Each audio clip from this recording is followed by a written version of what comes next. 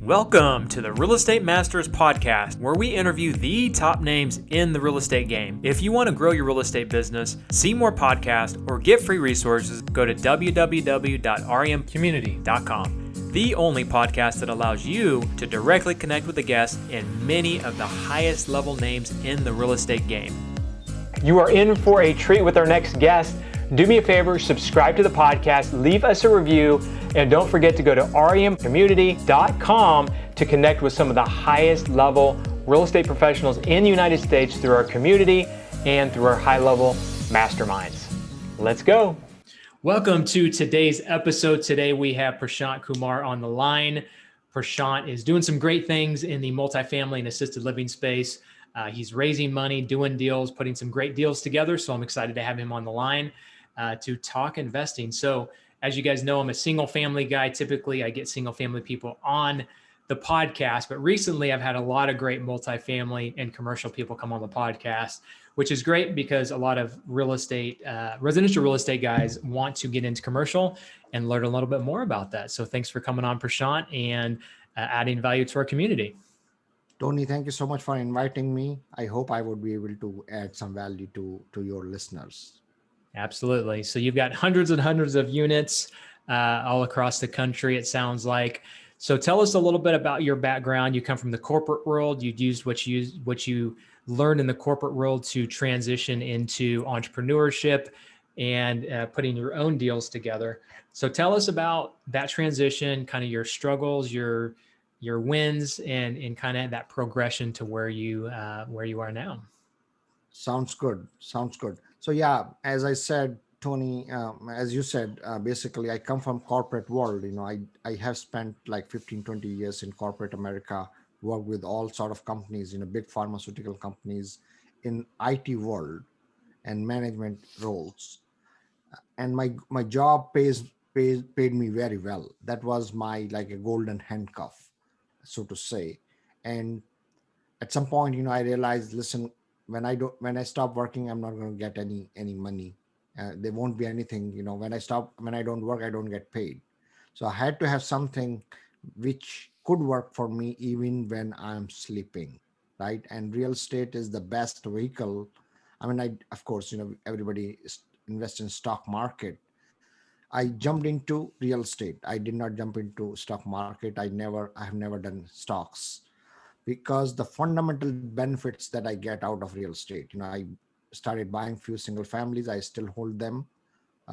In year one, I hired a mentor, and just because of that, because I paid money, I had to get something out of that thing, and I ended up buying few small single families, and which was a good journey.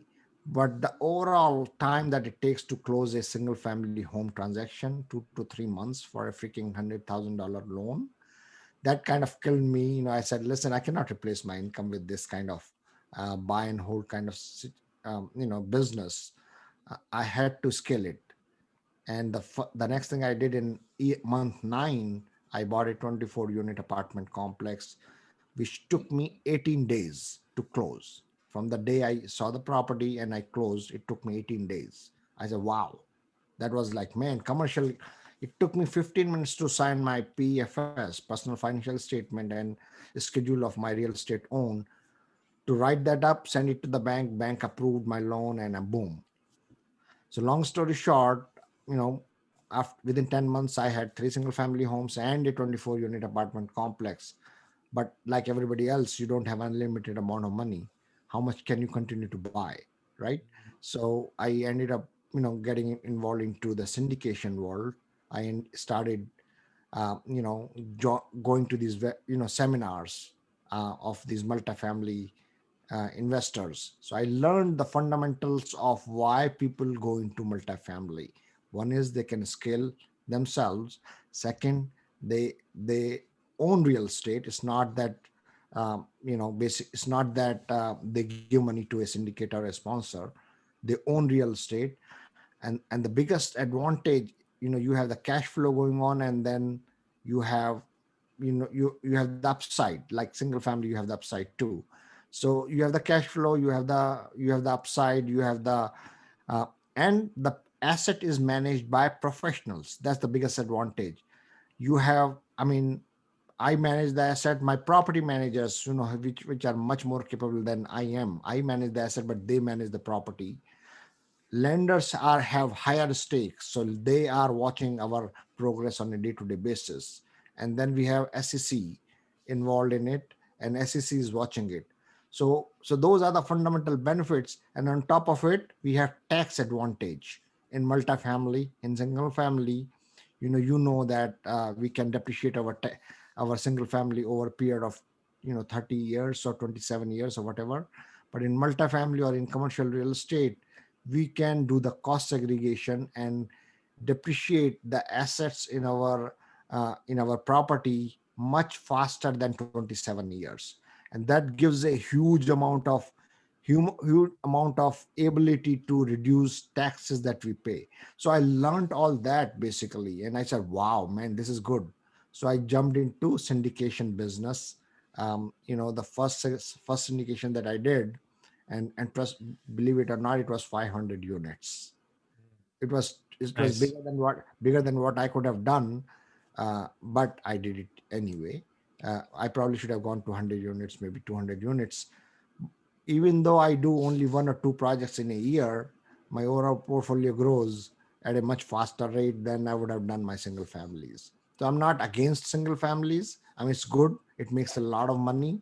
For me, it was not good because I was not in flipping. I was not a full-time guy at that time. I could not have spent full time because for me to, I needed to have something where I can get some cash flow. I started investing passively with other syndicators, and that return was enormous, without touching, without lifting the hammer, without even pick up a phone. I was getting quarterly cash flows. I still do that, and I love it. And that's what I tell my investors also. That's what I educate my investors. I give them the fundamental benefits of investing into multifamily real estate. Yep, absolutely. Good stuff. Good stuff. So, obviously, going from 1 unit to 500 units is a big jump, or 1 to 20. I think you said 24 to 500 was a big jump. What gave you the mindset? Because some people's mindset just isn't there. To say 500 units, that's just above and beyond anybody's mindset of putting something like that together. So, what got you through that? Was it sure mindset? Was it you already had a team together? Was it you partnered with somebody? Was it you already had someone that had money lined up to give you money for that deal? Like, tell us about that. Very, very, very good question. And this is the real crux of this business. This is not a one-person business. I cannot do, um, let alone 500. I cannot do probably 100 unit myself if I have to do it. If I had to do it at that time. So this is a team business. When I was going from one webinar to another seminar and whatnot, I I was able to partner with a little bit more experienced guys. I said, guys, I'm going to work for you for free for 6 months or Mm. whatever. I mean, I'll just work for you. And I ended up, putting myself into it for a couple of months, helping them out. And we had 500 unit deal, and we were, they were a little bit more experienced, not too, they were a little bit more experienced than me. So, and plus because of my job, I had the network where I could find the investors, and they had that network too, of course. So we ended up partnering together, and we ended up, basically we utilized their knowledge, my skills, and my network, and we were able to pull it together. So it is more of a, uh, you know the limiting belief was not there in my mind that I cannot do it. I said, I'm jumping into it. Yes, maybe I end up losing some money. By the way, I had $250,000 hard on that contract, and I would have lost it if the deal, you know something would have happened. But You're all in. I was all in. I mean, maybe it was stupid. I never told my wife that. So, jokes apart, but my mind was, listen, I have to do it. I just have to do it. So we just put ourselves into it, and our, and every time you meet somebody, you end up building a relationship, and that those relationships go a long way in this business. So mindset, team building, and partnering. Maybe I had only smaller portion in that 500 unit. I'm not saying I own 100%. I have some portion in that, but nevertheless, it's mine. That's it. Yeah, and a small portion in 500 units is a lot more than 100% of one unit, right? I mean, That is that's correct. you just got to do the math and figure out how to scale it and diversify the risk and that kind of thing. So there's a lot of cool benefits to multifamily over single family. What what does it look like now to you? Like, are you constantly looking for properties or properties brought to you? Do you have investors lined up to do deals once you get them under contract? I guess just tell us how you're flowing now and how you're getting deals and just kind of the evolution of where you are now compared to doing your first deal. Yeah, so like every other business, we have two components in this business. One is deal, and second is investors, right?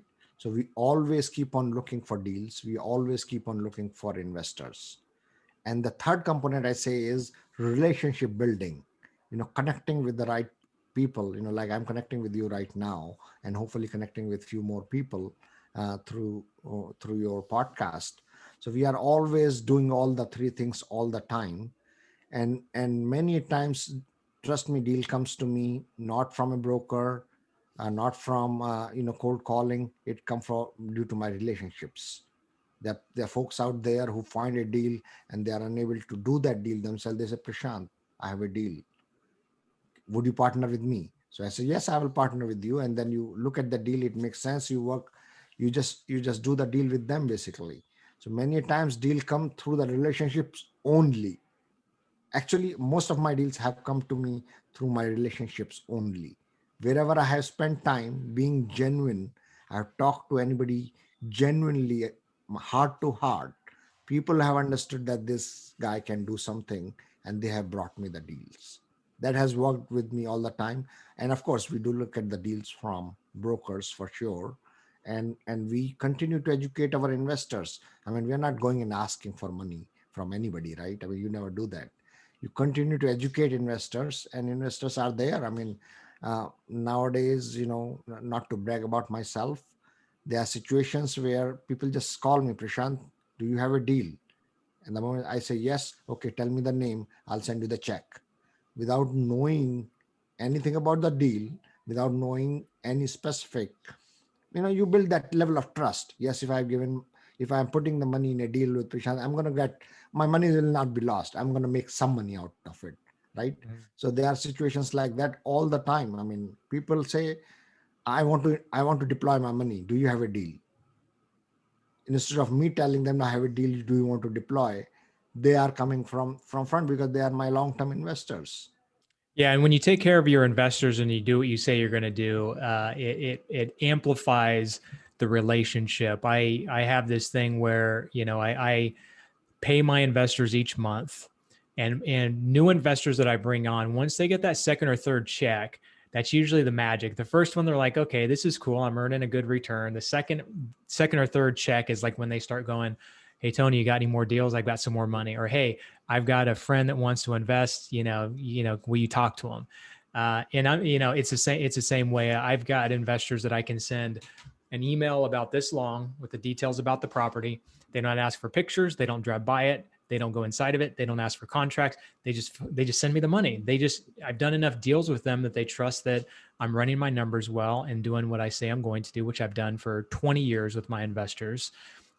So, people that are listening to this need to understand that raising money takes some work, but if you take care of your investors, they will invest more money with you and they will send their friends. If they are investors with money, typically they're hanging out with people with money. People hang out with like people. So a lot of the investors that I've gotten over the years have been referrals, which has been the easiest. As in business, when you get a referral, not only is that cheap business, you don't have to spend money on, but it's also easier to close those deals because they've already been referred to someone or to you by someone that they know, right? Yeah, I mean, I have, like, I mean, I totally agree with you. I mean, when you get a referral, then on one phone call, you are able to close those deals. I have had, investors whom I have spent discussing deals for months, and even after a month they did not invest with me. I had investors, the first time referral guys who said, Prashant, I like your deal, I'm going to send you the check, because they were referred to me by a trusted source. So that's like, man, this like in the middle of nowhere I got another 50,000 or $100,000 check, Mhm. right, for my deal. So that happens all the time. Yep. And when I get referrals sent to me, I mean, I should be better at vetting them, but like if someone sends me an attorney, I've got a couple of deals I'm doing with attorneys that, people sent me the attorney's name and they said I've done deals with these people and I just hired them to do stuff for me and didn't really even check them out, to be honest with you. I'm just, really busy, and I trust that if they use them and like them and knew them, that I would trust them, like them, and know them. Right. Yeah. So good stuff. So what's your next thing? So you're doing assisted living, you're doing apartments. Is there an end game to you? Do you have a goal? Do you have something that like you're wanting to transition into something else eventually? What are your future plans? So very, very, very good question. I know we had plans in 2020, and obviously, they did not work out. 2021, we have goals. We want to add. We are doing assisted living, and we want to add a lot of assisted living and go into that space, because it is a little bit higher cash flowing asset class, for because our rents are a little bit higher there. Even though you have a small property, your rents are much higher, your cap rates are much higher. And not from just from business standpoint, we come from a very humble attitude in our heart, to be able to serve our residents properly. That smile. Right now we have only small residential assisted livings, and the smile that we get from the residents, when we help them or treat them well, it's just priceless. So on one side, there's a satisfaction that you are taking care of your seniors, your elders, and on other side it is basically helping them out. I mean helping our investors to get more return on their money. So that is, we are expanding to that area, and we are expanding, of course, into multifamily. But you have seen it, heard it, multifamily has become very competitive over the last couple of years. Um, and we are continuing to look for it. We'll continue to buy more assets. There is no end game as such. Once we have mastered one or two asset classes, then adding an asset class is not a big thing. You can have the expertise, add I mean, once you establish the process, you can replicate it for any asset class for that matter. you know so right now I don't think there is an end game in the mind. I don't want to say anything. Maybe a couple of years down the line, when I come back to your show, I may have something at that time. But right now, just Because keep thing, doing because just things change, right? Things change all the time. Like, 6 months ago, there were a couple businesses that I didn't have that are already taken off like crazy. And so I'm kind of transitioning my time into some of those businesses. And so, yeah, I mean, once you get out there and do some great things, you never know what's going to come along your way. You may have someone that brings, like I own co-working space now. Someone may bring some co-working space to you, and all of a sudden that's a whole new business you get into. So, um, yeah. well, great. So, what are some tips that you would give the audience for secrets? I guess secrets to success, or your things that have led to your success. If there are some things that you could say that you've done over the last 5 to 10 years to get where you are, what are some key points that you would emphasize?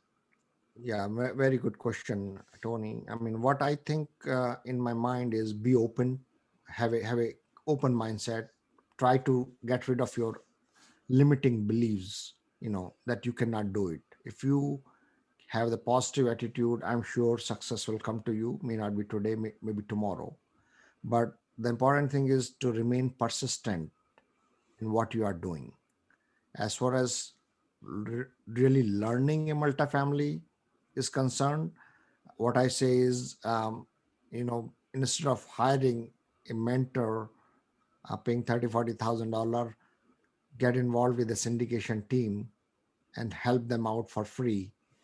Trust me, you will learn much more than anybody, anything else.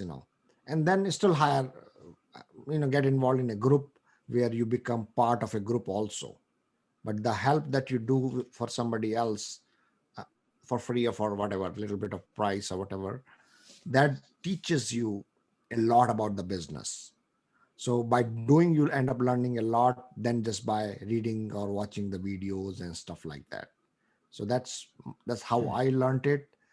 And I do feel that I do understand the value of becoming a part of a group, so that you become part of multiple deals. If you want to go in that direction, if you want to become a syndicator, I can direct these are tips for them. But if you are passive investors and if you are too busy to do anything, I mean, sky's the limit. You can invest passively in multifamily, and you can get all the benefits of, professional management, tax benefits, appreciation, depreciation, cash flow. You sky's the limit. For passively, you just have to vet out your sponsor and invest with them and enjoy the benefits. Yeah, that was something key that you said at the beginning I meant to touch on. When people ask me, what would you do differently getting into this business? I've been in the business 20 years now. And the one thing that I tell them, especially if they're, younger and maybe in college or don't have a career path set up, is go work for someone that is doing what you want to do. You're going to learn way more from them and use their experience and their mistakes to your benefit. Because the first 5 to 10 years, I made so many mistakes. And looking back, 10 years into the business, I finally started getting mentors and coaches and going to masterminds and things like that and learning from other people. And had I done that very beginning, getting immersed with really successful people, learning from their mistakes, getting advice from them, I would have totally flattened the learning curve and gotten results much faster than I did. So that's a really good point. So what's in your background there? Is that India? No. This is not. I think it's just New York City, Brooklyn, some places. I don't. Okay. Yeah. I didn't know if you put that in there on purpose or. No, just like, it's just the background. It's just a image. You just put all the buildings you own in the background there. I wish. Well, good stuff. So what can we do for you? So I guess we can start wrapping it up a little bit. It's been a short conversation, but it's been good, and actually I'll touch on, again, the benefits of multifamily that you touched on. I've had a couple other multifamily guys on the podcast, so I may be reiterating some things, but I just got into commercial real estate about 2 or 3 years ago. Like I said, I'm in co-working space. I bought a 17,000 square foot building, completely vacant, gutted out. Great location, major highway. We built out a few thousand square feet for my flipping headquarters. And then we had 14,000 square feet that was vacant. Mm-hmm. And so my crazy entrepreneurial mind said, what can I create to fill that 14,000 square feet instead of waiting for someone to come to us and leasing it out and building it out? So I created a co-working space. So we spent about 1.5 years on the project. It was a big learning process. And we spent a lot of money on that project. But the great thing is that we, like you said, we got to accelerate, or I think you maybe call it bonus depreciation. We got to accelerate our bonus depreciation. A lot of what we did on the building, paint, concrete, a lot of the electrical and plumbing, the flooring, the light fixtures, basically anything that's 10 years or less of life based on what the IRS says, we were able to deduct in the year that we put it in place. So that saved me hundreds and hundreds and hundreds of thousands of dollars worth of taxes, just in the 2 years that we did that project. So I know for a fact that it's got a lot of great benefits. I plan on doing more of that once I have time to potentially hire a team to seek out more of those projects. But and even when you get into it passively, like you get passive investors on board, and if they have passive gains, then you can take, I'm guessing, a lot of the depreciation on that property and offset a lot of their gains. So really it's non-taxable passive income. Am I correct by saying that? That is 100% true. I mean, depending upon passive investors' tax status, whether they are professional real estate person or whether they are, just starting in the real estate, depending upon their category, a lot of the real estate, the gains that they get from multifamily is deferred for future. Basically, deferred. When I said it is written off, so to say, it is depreciated. So I mean, those who are professional real estate investors, nobody pays taxes. And I mean, I don't want to say it loud, I mean, but that's the fundamental truth. Why, why all these big bosses in real estate, they never pay any taxes? Because they are professional real estate. They have the professional real estate status, and um, all the they just depreciate the whole thing. All the gains that you get, they are all depreciated. And they just I I mean, last year I didn't pay any taxes. I mean, and it's all legal. It's not nothing illegal. I mean, nobody. We're not talking about any legal stuff here. We're not selling marijuana here, or anything like that. It's government gives $18 trillion in tax rebates to businesses to earn $4 to $5 trillion as income tax. This is real estate is the fundamental commercial real estate, the fundamental vehicle where government gives most tax code. The tax code is written in such a way that so much tax rebates is given. Yeah, and people give, you hear on the news and the press, Donald Trump didn't pay taxes, and they give him all kinds of crap about that. Yeah. And it didn't surprise me. He's super smart. He knows how to use the tax loopholes. And you know what? Like that building that I put all that money into, I may not have done that building if it weren't for those tax benefits. So I created jobs. I spent well over $1 million in the local economy on that building. And then there's multiple investors doing the same thing. So really it's to stimulate the economy and promote construction and growth and people investing in real estate. And it is not a loophole, by the way. It is the way tax code is written. It is what government wants you to do. So rather than government is asking you to do this, they give you the benefit. They write the tax code in such a way that automatically those who are smart people start doing where they get the tax benefits. So it is not a loop. It's a written tax code. So we saying, yes, we can pat ourselves and thinking that we are smart to find that loophole. No, it is what government wants you to do, basically. Mm-hmm. Yep, absolutely. Well, good stuff. Well, thanks for coming on, Prashant, and giving us some great advice. Where can people find you if they would like to connect with you? So my website, I have a simple website. I have two websites, myrealtygains.com, and for my real estate business. So myrealtygains.com is an educational website where I have 7-day email course telling what I just told everybody, the fundamental benefits of the real estate. And I have a small, passionate passive investor club where I have a bunch of videos where anybody can watch them. And there's no selling here or anything like that. So, go to myrealtygains.com. You have, that 7-day email course, or PPIC, my passionate passive investor club.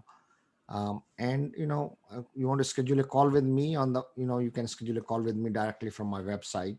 I'm on Facebook, LinkedIn, and my email ID is prashant@myrealtygains.com. All right, good stuff. Thanks for coming on and sharing, Prashant. Look forward to connecting again soon.